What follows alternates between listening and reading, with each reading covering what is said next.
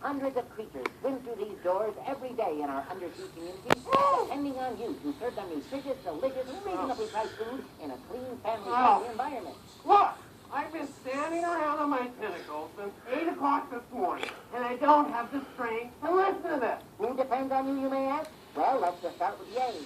Aaron Anchovy. Albie Albacore. We decided to give him kind of a dolphin-y laugh. Now, the way you achieve that dolphin-y laugh is, first of all, you have to make a noise that your neighbors will find most distressing, which is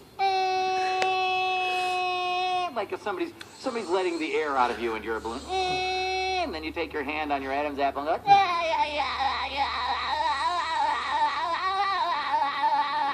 Oh. and then they give you money and your parents say, wow, that's weird that you can actually make a living doing that. Squidward is curmudgeon, snotty, aloof, a wannabe artist. In a way, Squidward is the guy I can identify with most because he's a lot like us. He looks at SpongeBob, you know, he is crazy at times, and no one seems to notice except Squidward. It's a big, beautiful old ride. Oh, the pioneers used to ride these babies for miles, and it's in great shape. SpongeBob, will you forget the stupid pioneers? Have you ever noticed that there are none of them left? That's because they were lousy hitchhikers, ate coral, and took directions from algae.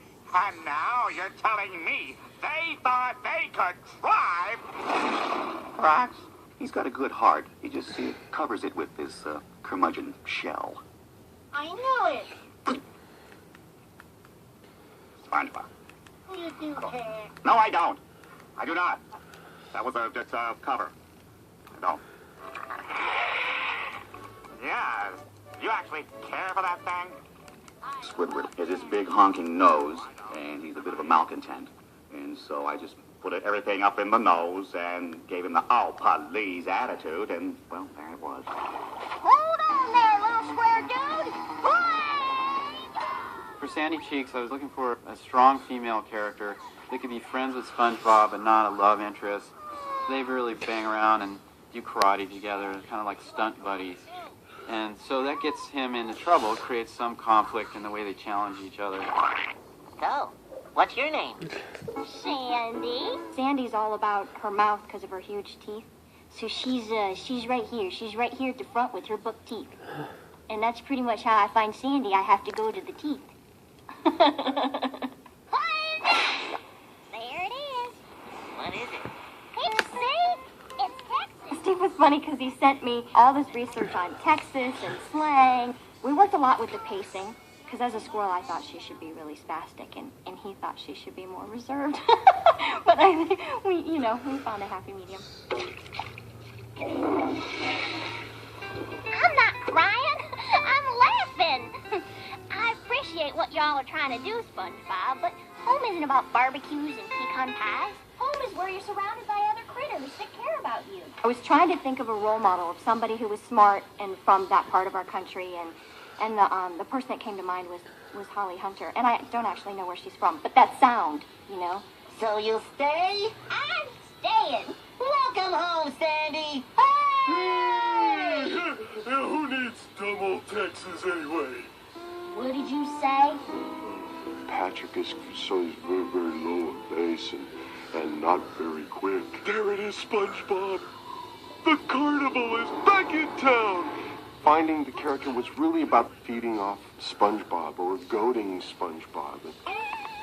I sense no danger here. How could they be dangerous? They're covered with free cheese. All I know is Mr. Krabs said, Patrick, don't do that. Cheesy. No danger here. Go on, try it. But Mr. Krabs said... SpongeBob, let me ask you something. Does this look dangerous? Does this look dangerous? Does this look dangerous? When Patrick goes off, I thought of a couple of the great Shelley Winters performances. Shelley Winters gone bad. Boom, I mean, she's nuclear. Heart on stick, must die! to think of Patrick as having a little Shelley Winters in him. I don't think I look very much like Shelley Winters, but it's more just how I feel.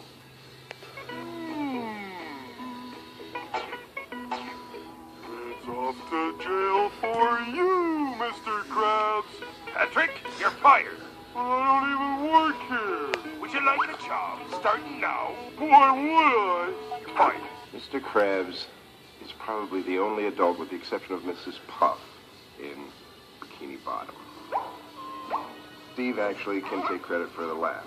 He wanted something different than a typical pirate laugh, but still a pirate laugh. I went in, I. And he said, no, do it faster. I. Do it faster. Do it faster. Particularly, Mr. Krabs, you will be responsible for bringing culture to this cultural wasteland we call Bikini Bottom. And not to mention the money. The money? He loves money, and that's really all you need to know.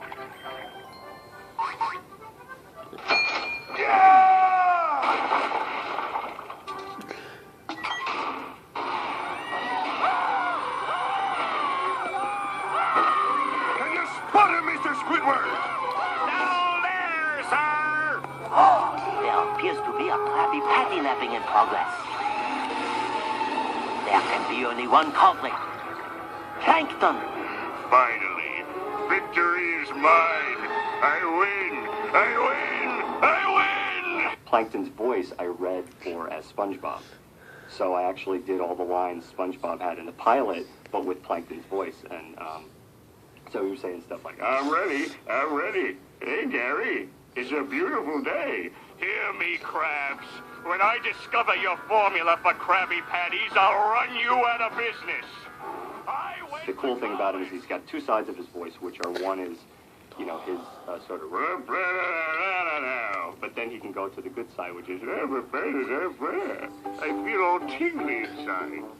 Should we stop? No, that's how you're supposed to feel. Well, I like it.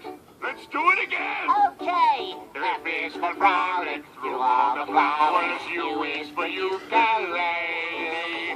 And it's my nose picking, sharing comments and licking here with my best buddy. We've done some personal appearances, and little boys always come up and they want an autograph, and they slide over, you know, their paper to you, and they say, "Plankton's always mean." And you feel this like energy of they completely love it. It's like, he's mean all the time. I love it. And you're just, it's funny because you could see it's the same thing I would have connected with as a kid. All knees will bow to Plankton. Hail Plankton! I win!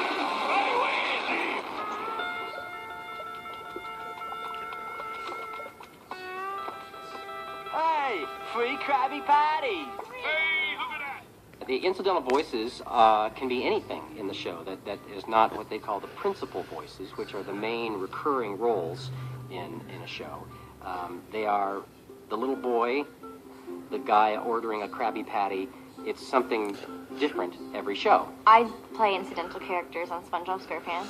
The Halloween episode, I played a little girl fish who was making fun of SpongeBob. And in the Christmas episode, I played a little girl fish who had lost her two front teeth. So I kind of move around here and there. What is an incidental voice? Well, to me it is being at a wedding and telling a group of kids that you're not the voice of Sandy, but that you are on SpongeBob, and that you're just fish number 83, the occasional teen girl that's, oh, SpongeBob! It's different every show. It's like, you know, boy number 2 or, you know, eel number 76 or thought bubble number 7. Sometimes I do like a little kid voice. Or an old person's voice like that, or monsters. Often I'm a copfish. Son, we're looking for the maniac. Have you seen this man? Yeah. We usually have a great time during the records, which I think has a big influence on what you actually grab out of that. I think that everybody really was suited. We always have the opportunity out there to do as best we can. And as an actor, we all appreciate that, Steve. they're all just really great people to be with, and people that I'm learning from all the time. I mean, astounded by some of the voiceover artists that come in there. It's like, I just need to step down, because these are the masters. It sounds stupid to talk about cartoons this way, but you know, really, Tom and Bill and Carolyn and Roger as Squidward, for sure, they're not really in the room. The real people aren't really in the room for a few hours. It's Bikini Bottom, you know, very much like channeling. It's a very Shirley MacLaine kind of a thing, where for 4 hours, you're this sponge.